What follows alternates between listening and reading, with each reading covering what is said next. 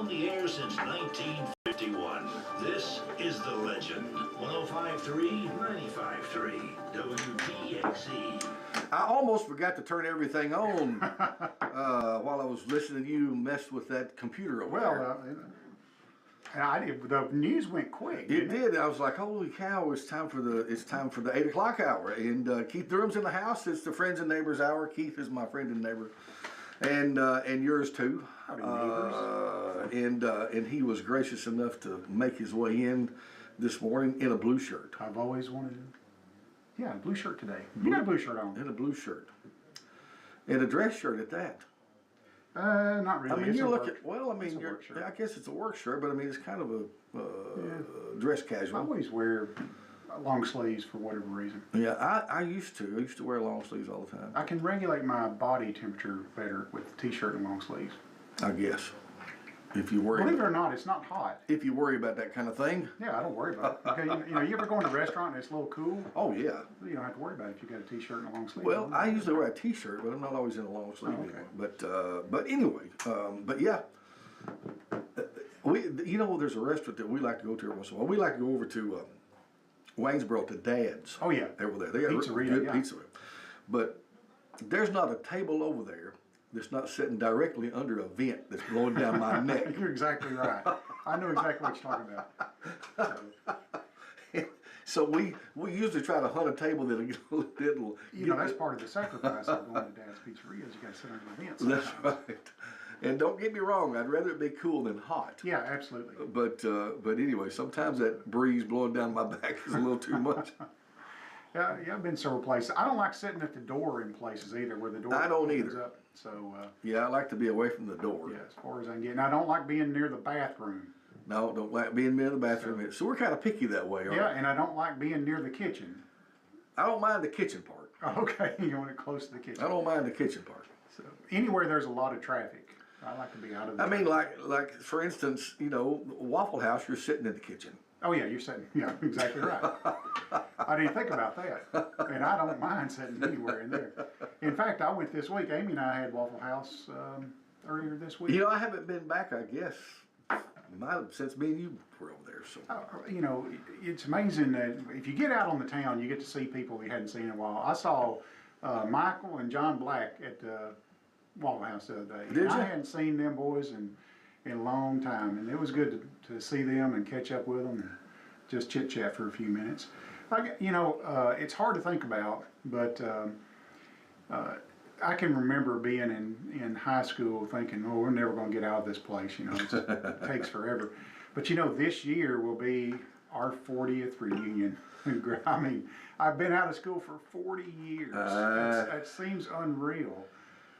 Listen, I'm ahead of you there. I know you are, but I mean, it went by so fast. I mean, where did those 40 years go?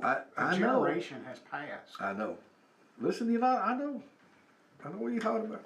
I mean, the other day I'm watching. You can find anything on YouTube that you want to watch. That's why I don't have regular TV. I think you got rid of cable TV too, right? Yeah, I got rid of it. Yes, there's so much stuff on the internet to watch, but you can find these things about what happened 30 years ago or 40 years ago, and you wouldn't believe the movies that you think, well, that just came out a few years ago. No, it's 35 or 40 years old. Yeah, exactly. Oh my goodness. Yeah. Oh, one of them that was recently that I thought was kind of interesting is the original movie Top Gun. Yeah. Then they had this remake not too long ago. Yeah. And I was kind of shocked at how long ago actually the first Top Gun came out. Yeah. I can't remember now. It was in the early 90s. Yeah, I can't remember now. But anyway, it was back in the 1900s. Yeah, exactly. Holy cow. Previous century. Yesterday I happened to turn on our sister station yesterday afternoon. I was off in the boonies. I was off looking at some property. Yeah. And I'm talking about in the boondocks. Yeah. Okay, but our sister station's got a pretty powerful signal. And so I was listening to Eddie Landtroop yesterday afternoon. Yeah.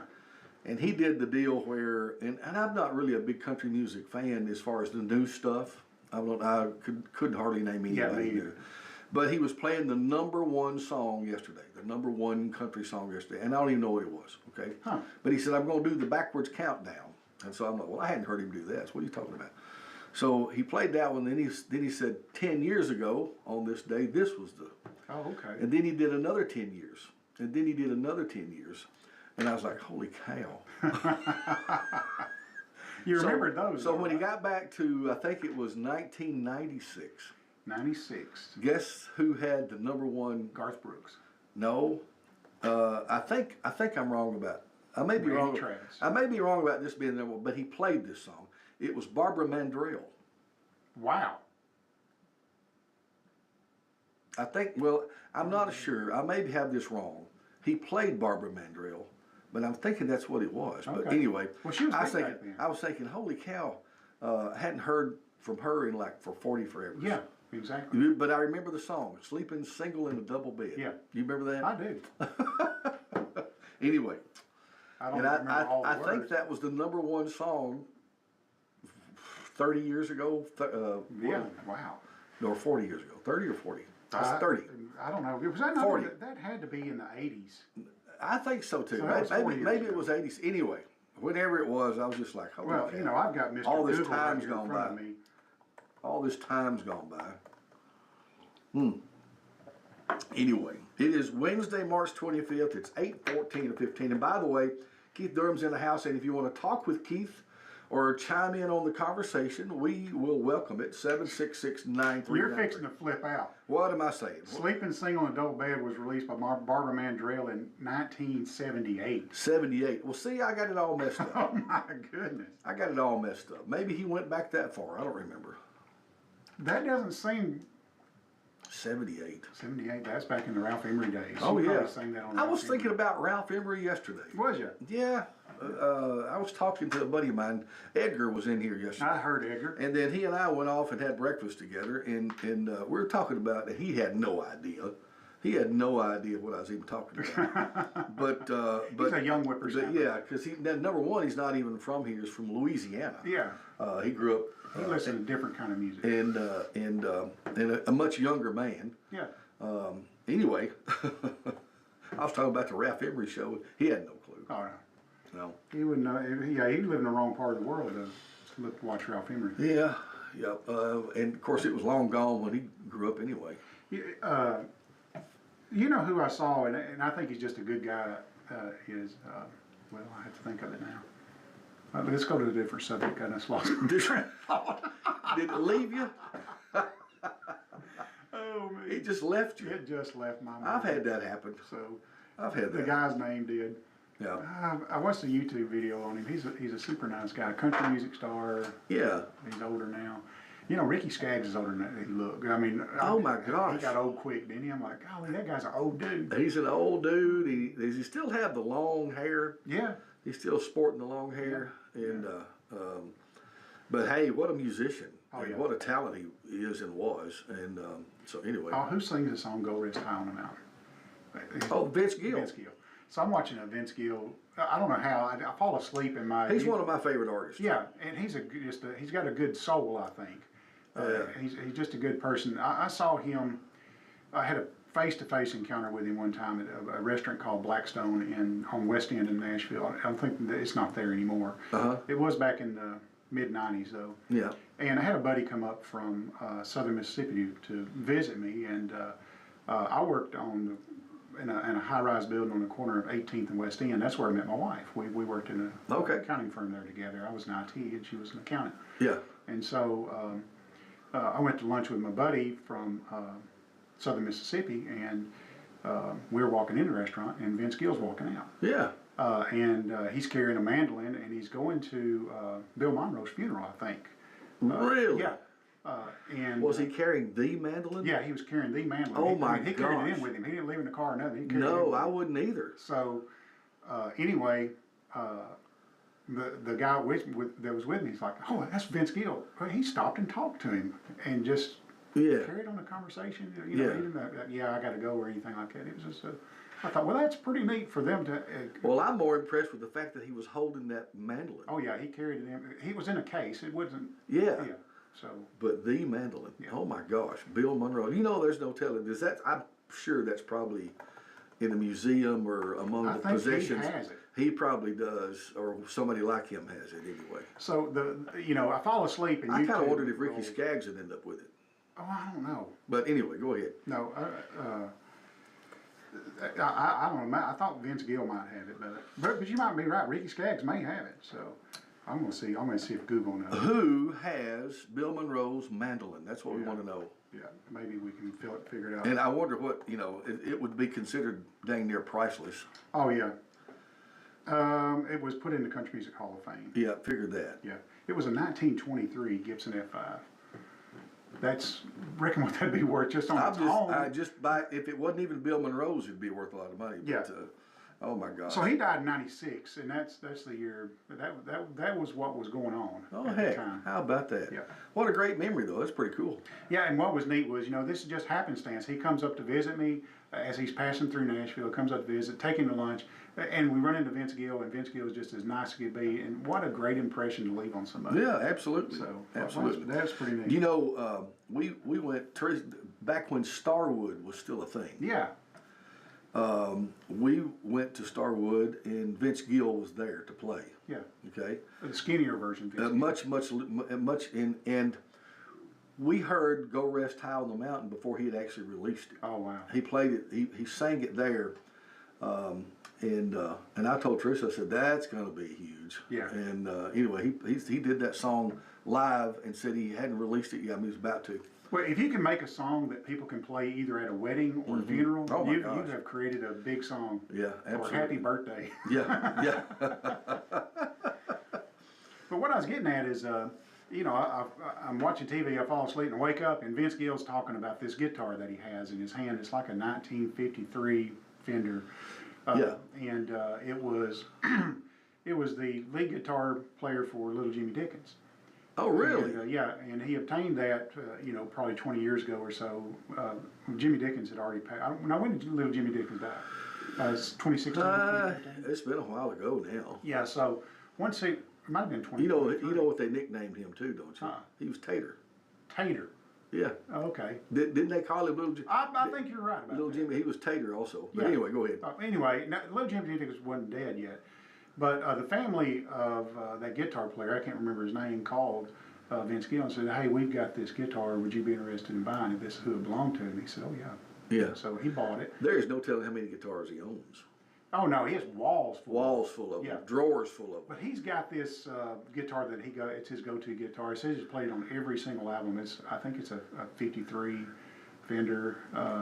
But it is a Fender, and it's a Telecaster, I think. Yeah, yeah. It's got the straight bar on the bottom, and I don't know. It looks horrible, but now you're not telling what that guitar's worth either. So, but anyway, I thought it was neat. He went up to Little Jimmy Dickens. He bought it from the family, and the family says, "Well, our only wish is for it to be played on the Grand Ole Opry one more time." Yeah. And Vince said, "I can take care of that." Now, wouldn't that be neat to be in a position and say, "Oh, I can do that"? I can do that. Yeah. Don't let that bother you. Yeah, I mean, he's the one guy in the world that says, "Yeah, I can take care of it." So Yeah.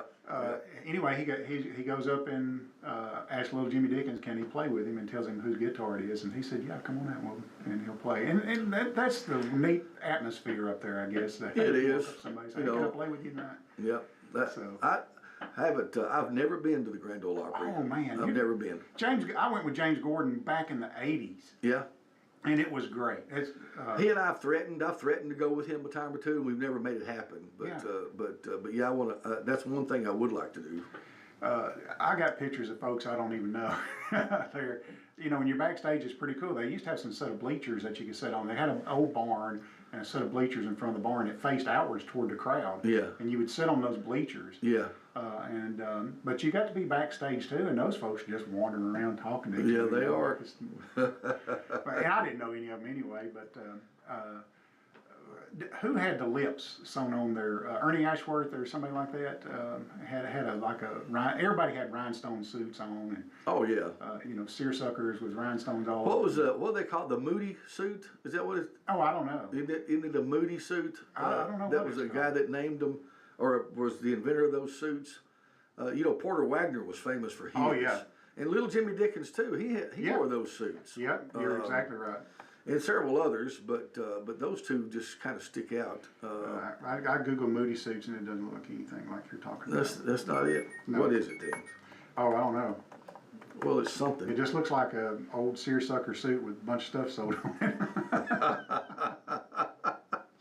Well, there's a specific name for them, though. Somebody knows. Yeah, maybe Peggy does. Okay. Hey, do you know what we're talking about? No. It was Ernie Ashworth because he sang "Talk Back Trembling Lips." Talk back, trembling lips. I don't know if I remember that. And he had lips. I remember he had a coat with lips all over it, and I thought that's the coolest Oh, thing I've okay. ever seen. The Rhinestones. Yeah, the rhinestone. The lips all over Rhinestones. it. Oh my gosh. Well, Porter Wagner, he always had wagon wheels on his. And then on the inside he had hi or something like that, or hello. And cactuses and Yeah. all that. So do you remember? Well, I used to watch the Porter Wagner show once in a while. I never watched it. No, I guess I watched it. Well, we did. I mean, it was them and the Hee Haw. Yeah, I watched Hee Haw. Hee Haw was all the time. Yeah. And I'm trying to think, who was the clown guy that was on the Porter Wagner show? I don't know. Was it? I'm trying to remember. Was it Spud Webb? Was that? Anyway, I can't remember. Hey, good morning. You're on with us. Spud Webb was Can nice. you hear me? Yes, I can. Well, I tried to call it on my other thing. I wonder if it has something to do with you. It works when you're not on the, where you are now. No, the Rhinestones reminded me of Liberace. He goes way back further than that. Oh, yeah.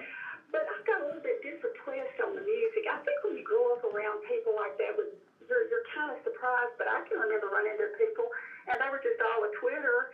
And I'd say, what's going on? And they'd say, oh, that's so-and-so. And I wouldn't even recognize them. It'd be like in Franklin or Brentwood. Yeah. And it would be some country music star. But, they just go to town and shop and do things like everybody does. Yeah, you're right. But the twist I wanted to take, something that said yesterday about music. And I got to thinking about how David calmed Saul down to keep him from killing him. So I went to some of the Eastern Orthodox where they have put psalms to music, and they find it has a profound effect on contemplation and prayer. Just wanted to throw that out. I thought that was interesting. Yeah, I'm glad you did.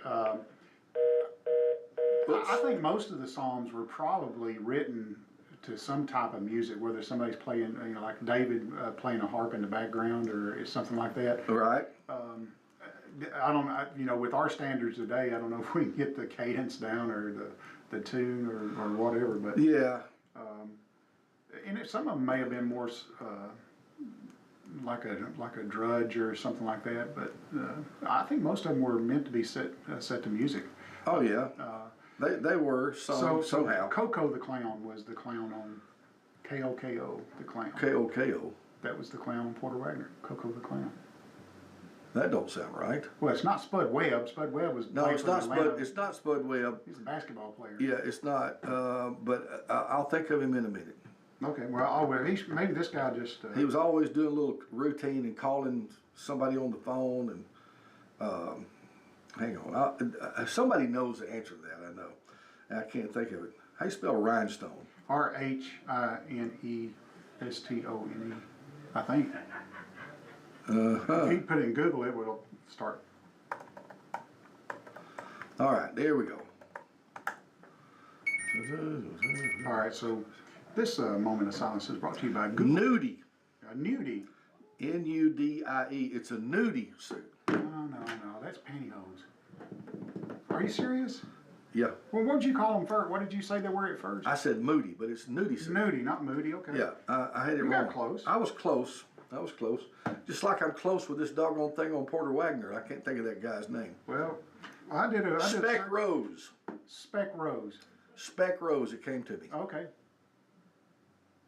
You don't remember Speck Rose? I don't. I've never watched the Porter Wagner show that I know of.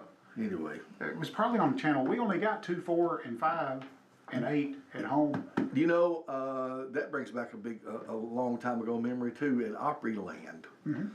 I've seen Porter Wagner and Speck Rose and all them live on stage Oh, you did? at Opryland. Way back when. Yeah, my wife worked at Opryland. She said it was the best job she ever had. I would say it would have been a wonderful place to work. Yeah. You know. She said that her mom and dad would just drop her and her sister off at Opryland and just leave. So, and that's even before they got to work in there. They babysitted them all day, I guess. Well, That's pretty cool. I mean, that would be a good place to spend the day. I mean, you know. Yeah.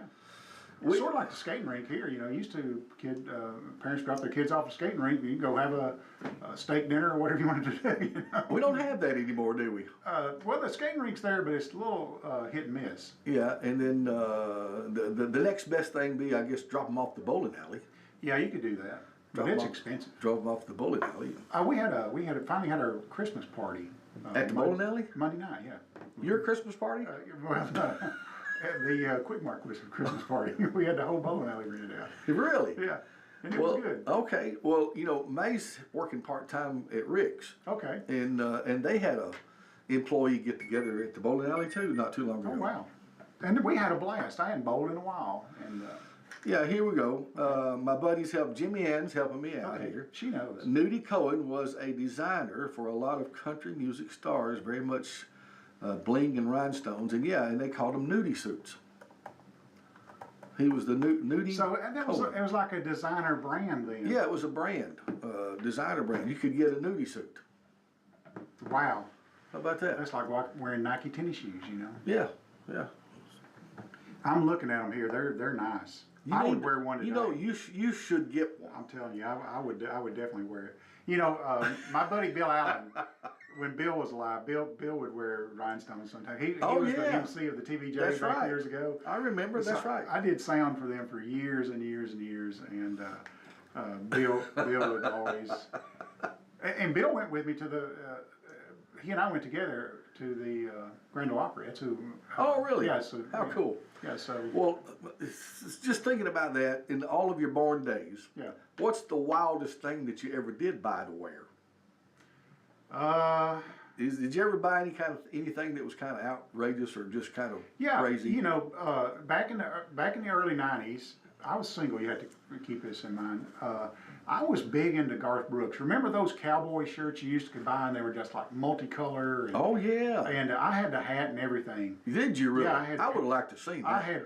I still have cowboy boots, and I bring them out on special occasion. I don't have the boots that I had back then. But did I not tell you the cowboy boots story? No, I haven't heard. All right, so you know, I told you that we worked on West End Avenue for an accounting firm, where we were an accounting firm for country music stars and these high-profile doctors in Nashville. Sure. And you knew when somebody famous was there because all the girls ran to the front desk, you know. Yeah. So you knew, you know, if a country music star come in or somebody like that. And so, one day, Michael Vaden is an accountant to a lot of the country music stars up there, and he was part of the firm. It was called Williams, Crossland, Sparks, and Vaden. And Michael Vaden was the accountant to the country music stars. Okay. And he's a great guy, super, super, super good guy. So, you know, I'm in the IT world up there, and I'm their IT director. And Michael comes to my office one day, and he says, "Hey, I need you to go to Joe Diffie's office and set up a few computers for him." And he was down on 18th Avenue in the Barbara Mandrell building. Okay. And so he gives me the code to get in the gate and all this kind of stuff. And so I take a buddy with me. His name's Jeff Blade. Jeff has passed away now. God rest his soul. And me and Jeff grew up as best friends. I said, "Hey, I'm going to Joe Diffie's office to work on his stuff. You want to go?" Yeah. And he said, "Yeah, let's go." So we go up there together, and there's nobody in this office but us. And walk in there, and there's a pair of red lizard skin boots. In Joe Diffie's office, he's got a pair of red lizard skin boots. And I'm working on these computers, and I look around. Here comes Jeff walking out with them shoes on.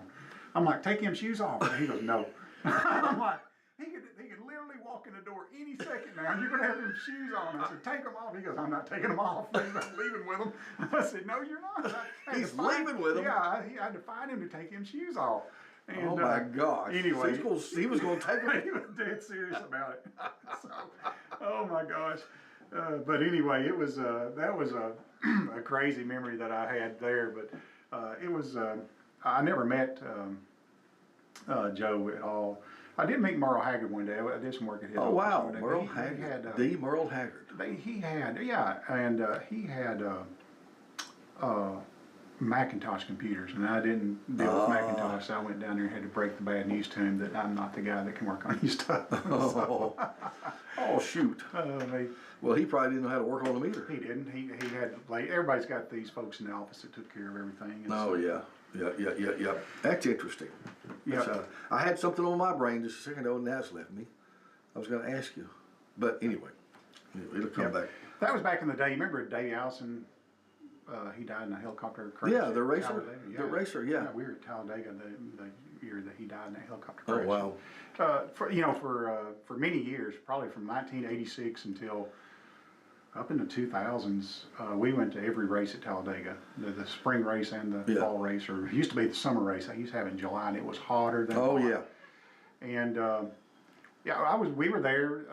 I was there, when Bill Elliott went 212.816 miles an hour. That's one I wish I'd have seen. Yeah, and I was there when Bill Elliott got either a lap down or 2 laps down under green and lapped the field twice and came back and won that race. That's crazy. He was flying back in those days, and I was there when Bobby Allison hit the fence and changed the way they race forever now. But the seats they still are if you're in Ovi Hill South or wherever on the front trial. You're down on, you can get 20 feet away from the track, I guess. You're pretty close. I went to several. The first year I went was Jeff Gordon's rookie year. Okay. And that would have been in the 90s then. Yeah, I guess. And I remember the Jeff Hudson was with me, and his dad, and Mr. Mobbs. We all went down there. We went several years in a row, but that was my first one. It was 1993. And I didn't. You talking about Ken Mobbs? I think so. Yeah. Yes. Yeah. I think so. Anyway, that was my first time down there. It was Jeff Gordon's rookie year, and I remember I wasn't a big race fan. I mean, I was kept up with it kind of casually, so I hadn't heard of him, at that point. Right. But everybody heard of Dale Earnhardt, all that kind of stuff. So anyway, Hudson was more of a race fan than I was, and he said that Gordon guy is going to be good. Yeah. He's going to be good, and because we kind of took note of him, he started so far back, but he was one of the contenders. And so I said, in my, just casually, I said, well, I'm going to be a Gordon fan then. I just left it at that. you know. Well, in the years following that, every time I'd say that around the real racing fans, it'd make them mad. Oh yeah, exactly. I Nobody, the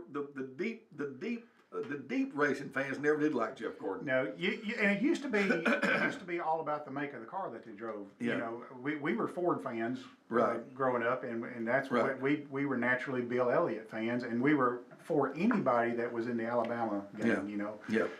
Bobby Allison, Davey Allison, all those guys. All those guys. Well, I worked with a group of guys, and this went on for several years. I worked with a group of guys that were really NASCAR fans, and I really wasn't.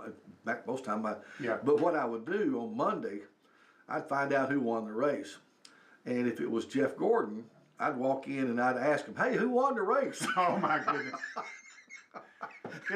Jeff Gordon was seen as a baby, I guess. That was a man's. It would make him so mad. Oh yeah. Charlie Robinson. Now you remember Charlie Robinson? He was always a big Jeff Gordon fan. And when Jeff would lose, that'd be the same thing. Yeah. Where'd Jeff come in? I can't remember what that was. It like next to last or? Yeah. But he was actually a really good racer. But like him or not, he was good at what he did. He was so young when he came into the field, I think that's why people didn't like him, because this was a man's race. It was a man's sport. But not only that, he wasn't a true Southerner either. Yeah, you're right. And that kind of made a difference in him too. So Jeff Foxworthy said the reason they don't like Jeff Gordon is because he enunciates. That's exactly right. Well, you want to go to a race where a fight may break out, and that's always the case when Dale Earnheart raced. Oh yeah, if fight didn't break out afterwards, he ran me on the track. That's why he was the intimidator. Well, that's why everybody liked it. He's so aggressive. Yeah, you're looking for the wreck.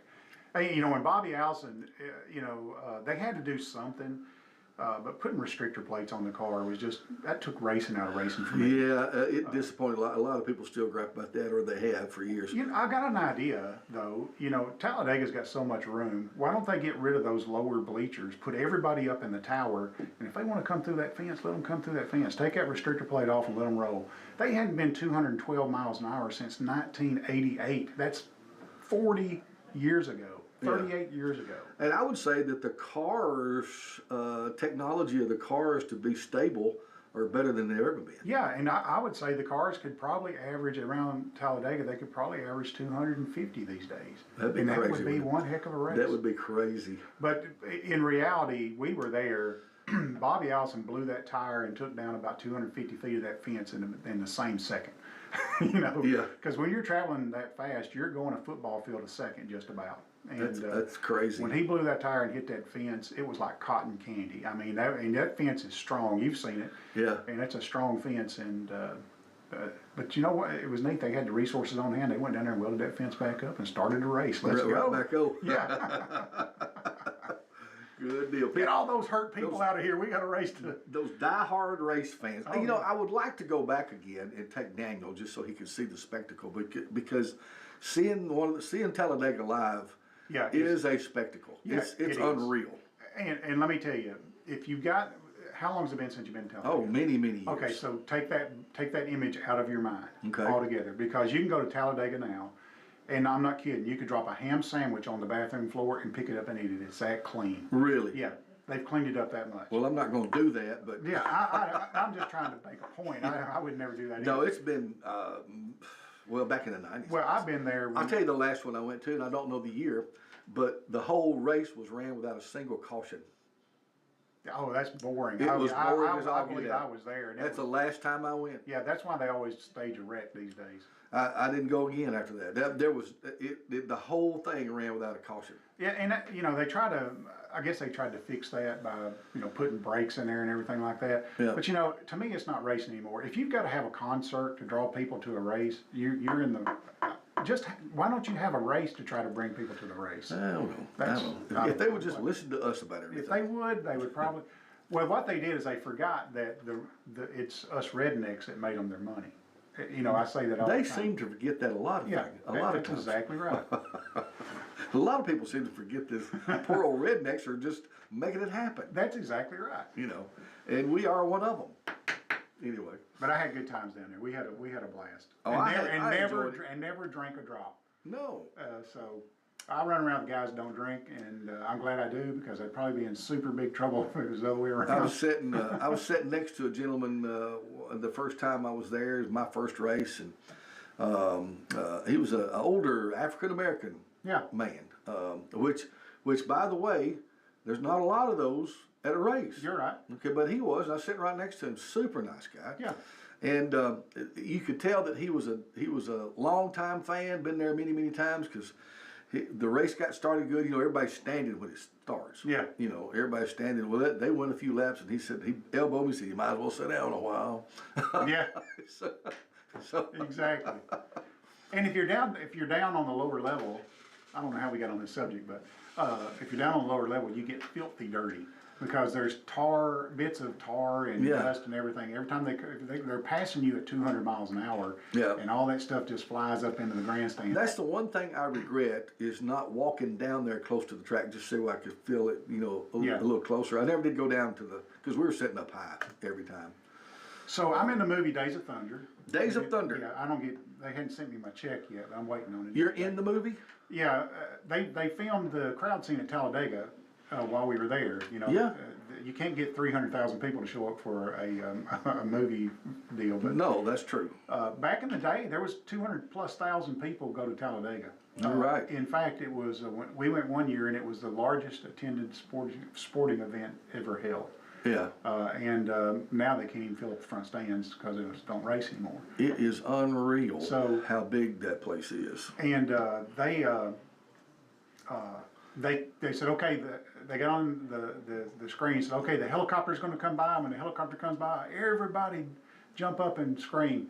And so we did, and about the fourth time, everybody's like, I ain't jumping up no more. done. We're done with that. Done with that. It was so if you're watching Days of Thunder and they show the tri-oval scene there, I'm sitting in OV Hill South about 3 or 4 rows from the top of OV Hill South. Well, if I watch that movie again, I'll look for you. Yeah, look for me. I don't even know what I was wearing, but Be like Find Waldo. exactly. I think they have my face blurred out, so they don't have to pay me. Yeah, all right. I doubt they paid anybody. No, they didn't pay anybody. Hey, by the way, we're on the Friends and Neighbors Hour here, and my friend and neighbor Keith Durham is in the house. While we are live, if you want to chime in on the conversation, got anything you want to talk about, we're okay with it. 766-9393. You had Rainey up a while ago. I did. Which is that dumb. I'm sorry. I don't want to insult the AI guy. We hurt his feelings last time. We did hurt his feelings. He hurt my feelings. How did he hurt your feelings? I'm just kidding. By not remembering us? I'm trying to get him to remember where we're at without telling him where we're at. He's wanting me to tell him. Give me a hint where we're at. That's That's See, what he should remember where we are. He should. So anyway, I'll. I don't know if he's working or not. Let's see if he's working right here. Hey, Rainey, this is Keith and Jeff. Do you know where we usually are when we talk to you? Hey, Keith and Jeff. I don't have the exact spot pinned down yet, just that it's a regular place you visit. If you give me a few more clues, I can definitely remember it for next time. Well, there's a lot of people listening to us. Ah, gotcha. If you're somewhere public or on a broadcast, that makes sense. Just let me know if there's anything specific you need, or if I can help with anything while you're on. So you don't remember it all, that's what you're saying. Exactly, yeah. I remember you spend time with Jeff regularly, but I don't have the exact location details locked in yet. Well, who's usually here with us? So far, I only know you and Jeff are usually together. If there are other people who often join you, just let me know their names and I can keep track. I'm happy to remember any patterns that make things easier. Well, I think you forgot about Kevin. Ah, you're right. Thanks for letting me know. I'll make sure to remember Cammy as well. So now I know it's you, Jeff, and Cammy who are often together at that spot. No. I said Kevin, not Cammy. Ah, got it. Thanks for the clarification. So it's you, Jeff, and Kevin at your regular spot. I'll keep that straight from now on.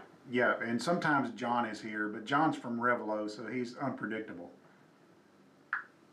Perfect. I'll keep that in mind. So it's usually you, Jeff, and Kevin, and then John might pop in from time to time. If anything shifts, just let me know. Okay, I need you to remember that from now on, so next time I ask you. Got it. I'll keep that in memory, so whenever you bring it up next time, I'll remember it's you, Jeff, Kevin, and John occasionally from Rivolo. Just let me know if anything changes. Well, let's see who wants to talk to us. Hey, good morning. How are you? If one of them wants to jump in, or if you have a question for me, just let me know. I'm here for whatever you Hang on. All right, yeah, I can now. Just call me a caller rather than my name. I have read that we had stagflation in the 1970s, and it was tied to the Turan situation, but it also happened before that. Ask him how that ties into today, because I keep seeing articles about how we have a threat of stagflation. Okay, I'll ask him, see what he says right quick. So, Rainey, are we experiencing stagflation in the United States today? Okay, that means he's thinking. That's his brain. Right now, the U.S. economy in 2026 is showing some signs of a slowdown. Growth is around 2 to 2.2%, inflation is slightly elevated at about 3%, and unemployment is inching up to around 4.4 to 4.5%. However, it's not yet stagflation. Growth isn't flat, and inflation, while sticky, is nowhere near the double-digit levels of the 1970s. There you go. Oh, so he even gave us some criteria of what stagflation would be. Yeah. And it looks like he didn't check out. He sent me some articles to start reading. Oh my goodness. Yeah, I would buy a lot into those headlines that we're headed to stagflation. Anyway, the Fed chair, Mr. Powell, he brought one of this article up. He said the Fed chair, you can look at this up on Reuters today.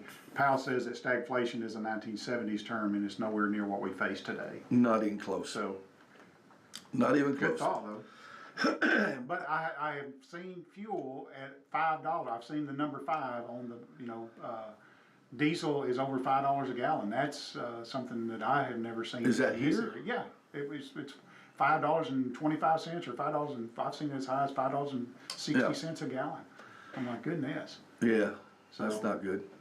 Anyway, it's the first 5 I've ever seen posted on any board, any of our around here. Huh. I'm not just saying just Quick Mart, anywhere. I believe it'll come back down and stabilize. Yeah, I'm going to do a search on that to see what the oil prices are today. I heard they were down. Yeah, they were yesterday. They were down yesterday. But Yeah, they're down even more than they were yesterday. They're down to $87 a barrel today. But now that Trump says he has some good news about the Strait of Hormuz, and probably that's going to make that. It should.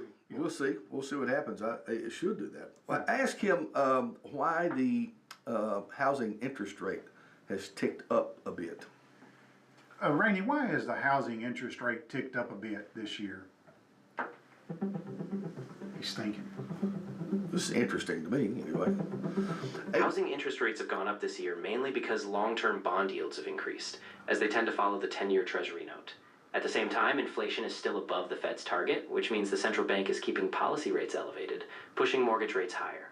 Plus, a limited supply of homes and increased market risk are also adding to the rise. Interesting. Huh. That makes sense. Okay. The limited, not here, but evidently nationwide, the housing has stopped a little bit. Low supply. A little bit. I mean, back in what was the year that was, if you put a house up for sale, sold the same? Oh, I know.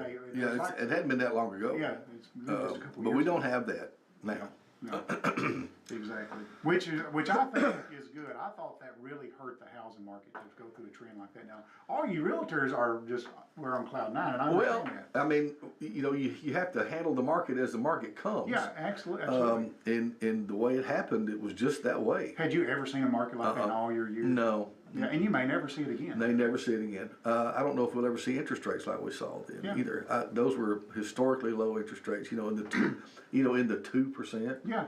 It was just crazy. Well, and sometimes even lower than that. Yes. We refinanced our house, and it's been years ago though. But that's back when it went low years ago. Yeah. We refinanced it at a lower rate. When we built and sold and built, the timing just hit for us in such a way that we got a very low interest rate too, and so it was just kind of, I don't know how to explain that, but the interest rate being where it was for a while really spurred. But it did two things. It spurred house buying, but also rocketed house prices. That's right. Okay, that's called laissez-faire, supply and demand. Yeah. And as the supply went down, demand went up, the price went up. Yeah. And So- it's begun to level from there. Let me give you some advice. Okay. Anytime you can get a front row seat to a boxing match, take it. Yeah. There you go. Because they rarely come along. So Well, I'm tickled about that, but why that advice? I'm just saying, you need to capitalize on these things that when they come around, and Yeah. Okay. that's what I'm saying. Yeah. That's what Okay. I got you now. I was like, what's he talking about boxing for? So it was you were giving us a metaphor. Yeah, a metaphor. Okay. I like it. I'm just not sharp enough to hang on with you sometimes. That's the thing. It is 8:50. Wow, really? Yeah. Can you believe it? We talked about absolutely nothing. We've talked about nothing. Listen, it's a show about nothing. Yeah. That's Well, Seinfeld was a show about nothing. But we get paid way less than Seinfeld. way less. I was reading an article, as a matter of fact, talking about Seinfeld. I read an article on Fox today that Keith Hernandez still gets $5,000 in residuals every year from his appearance on Seinfeld. Really? Yeah. So, I mean, that's a drop in the bucket. Can you imagine how, it's like Seinfeld for one, Raymond, everybody loves Raymond, all those shows that are repeated. Yeah. And they get paid. Yeah. Over and over and over.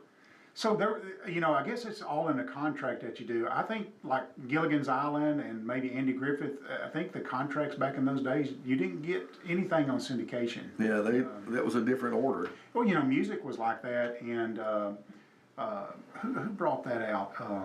Who was the one that really fought for the music to be paid? And like when it's paid, when you play it online and stuff like that. Oh, there were several artists, I guess, that went after that, but there was... Somebody championed that, though, and I can't remember who it was. It wasn't Vanilla Ice, was it? I don't know. No. But anyway, whenever you see an artist and it says it's remastered, Yeah. they've remastered their song because the original version of the song, I guess the studio owns and gets all the residuals from that.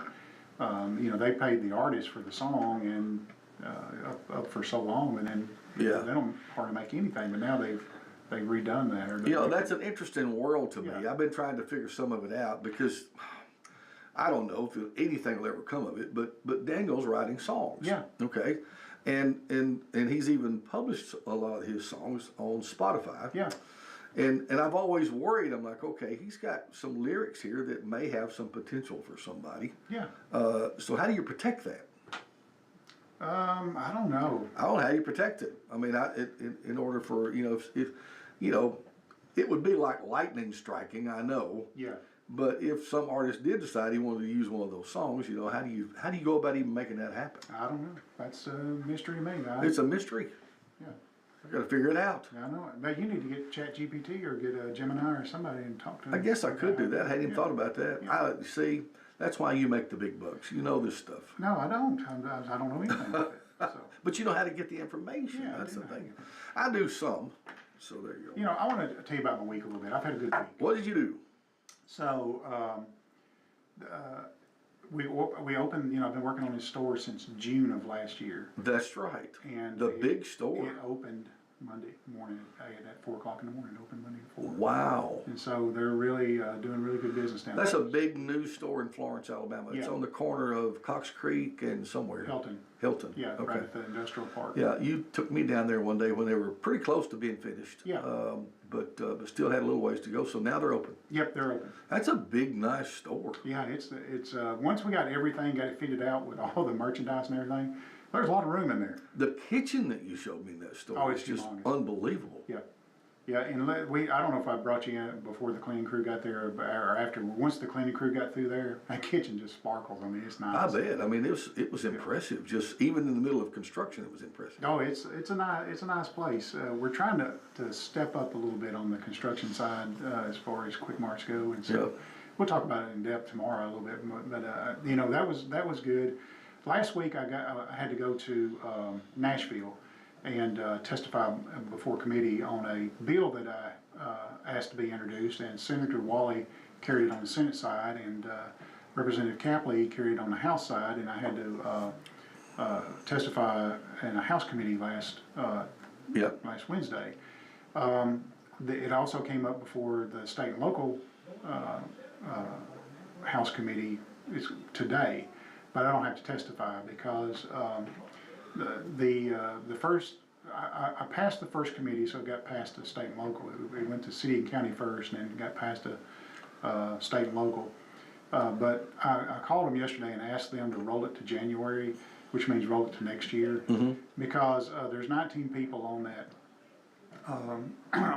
committee, and if you ever have a bill die, you just don't. It's not good. And so there's 19 people on that committee, and you know, I'm working with trying to get this store open, so we haven't had a chance to go and talk to those 19 members. However, our opposition had, and so you know, you get word, hey, things are going to be rocky, so you need to work on it. And so I went to bed Sunday night. Can you share with us what the bill's about? Yeah, absolutely. So in the state of Tennessee, this is a Tennessee law, and what it is that there's a new thing going around in certain municipalities. They're adopting these building codes where you have to turn your building backwards to the main road, and I don't know why that is, but for a fueling station, that's detrimental to business. Sure. And so we have Columbia is one of those cities. Yeah. And we have 8 stores within the corporate limits of the city of Columbia, all of which are more than 30 years old. Yeah. So we need to redo them all. So for us to redo one, we will have to turn the store backwards to the main road, put the back of the store to the main road, and put our pumps behind the store. Well, that's, you know, we have opportunistic business, which means people drive down the road, they see an empty pump, they pull in, they get gas. Sure. I do the same thing at McDonald's. I can tell you within 2 seconds whether I'm pulling in McDonald's or not. Right. On how long the line You is. will see the line, you will Yeah. see if you want to pull it or not. Exactly. Yeah. So that's what I mean by opportunistic business. A lot of our business at our locations is opportunistic. People driving down the road and they see an empty spot, they want to go up, hop in and get fuel. So it's detrimental to business. That's the store that we want to reconstruct is in Neapolis, right at the very northern limit of the city of Columbia. Yeah. In fact, the very next building is Spring Hill. Yeah. So we're there, and we have been in talks with the city of Columbia for more than 3 years to rebuild this store. And every time we go to them, it's like, and I can't even make it to the planning commission because we can't submit a plan that they will accept and we will accept. We will not accept turning the store backwards and putting our pumps behind the building. And I can't even make it to the planning commission to plead my case. So what is their logic in this? I don't understand why this is. I don't know. I don't understand why they want this. I don't know either, to be honest with you. So Wawa, who is a huge C-store competitor out there, Wawa's got thousands of stores. They can build anywhere they want. They wanted to build about a mile down the road from us. And guess what? If you build a new store, you got to build it backwards to the road, and Wawa says, we're going other places, see ya. And they wouldn't build there.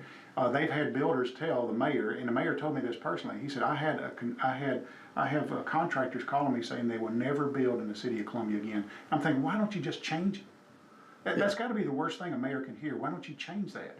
So anyway, state law says this. We want to modify it in two places. There is I don't remember the specific TCA, but paragraph D gives existing businesses the right to expand and construct new facilities as long as they meet these criteria.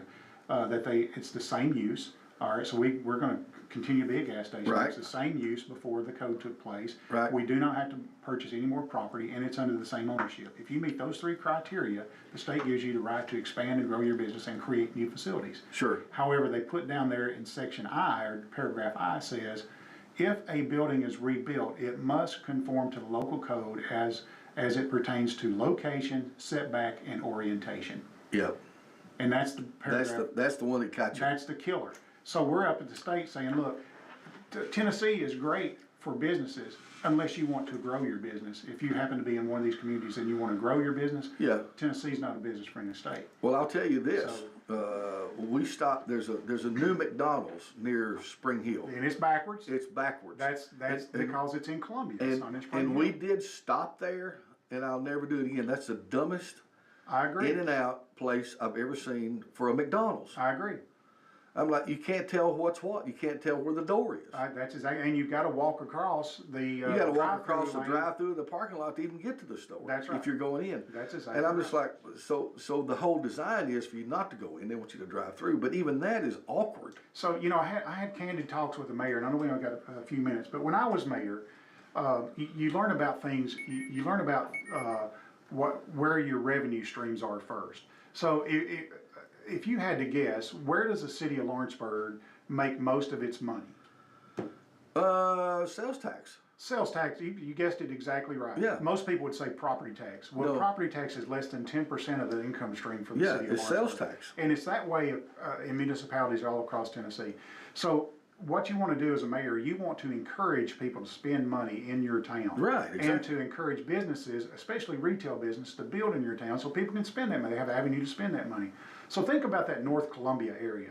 Yeah. If you're in that North Columbia area where all those house tops just went up, and I'm talking thousands of house tops. That's right. And you're there, think about in your mind, okay, I'm going to take my wife out to dinner. Do I go down into Columbia or do I go to Spring Hill to one of these nice restaurants? Yep, there you go. There you go. And that's what's happening. In North Columbia, all that revenue is leaving and going to Spring Hill because they are really killing the retail business in Columbia. All that retail is going to Spring Hill, and Spring Hill's property taxes are nothing because there's so much sales tax. I know. I guess people think we're bashing Columbia, but listen, this has been going on for several years. Yeah, it's now. not just Columbia. Franklin's the same way. Yeah, it's been going on. I don't know. They need to listen to you. They should. Well, we've run over. We have. We've run over. That's okay. Keith Durham, everybody, for our Friends and Neighbors Hour. And listen, he'll be back tomorrow with the Quick Mart Hour. Tomorrow's the Quick Mart Hour, so we'll be back tomorrow and see you guys then. Okay. Holding up funding for Homeland Security. Sorry, that took me a long time. We should have gotten that conversation earlier. That's interesting, though.